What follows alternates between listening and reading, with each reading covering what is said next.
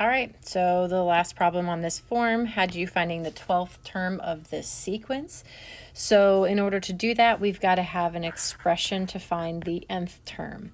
So again, remember, since this is geometric, we're dealing with a geometric set of sequences here, we know our formula looks like this. It's a sub 1 times r raised to the n minus 1 power. Now the problem is, I don't know what n is. Or, I'm sorry, I don't know what r is. I know that this is our a sub 1. So remember, to find out what n is, pretty simple. We just take any term and we divide it by the term in front of it. So to find r, not n.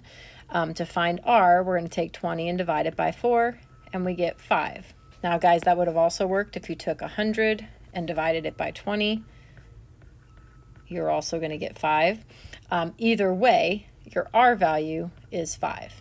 So I know what r is. I know what a sub 1 is. I can write my expression for the nth term as 4 times r, which is 5, raised to the n minus 1 power.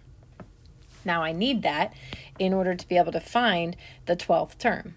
So that's the question we're being asked to do here. So then use the formula to find the 12th term.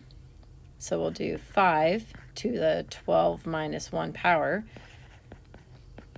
4 times 5 to the 11th power. That's going to be a pretty big number. I would expect that you need to use your calculator here, but what you should get is that a sub 12 equals 195, 312, 500.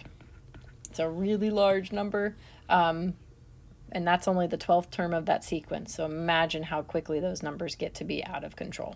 All right, good job.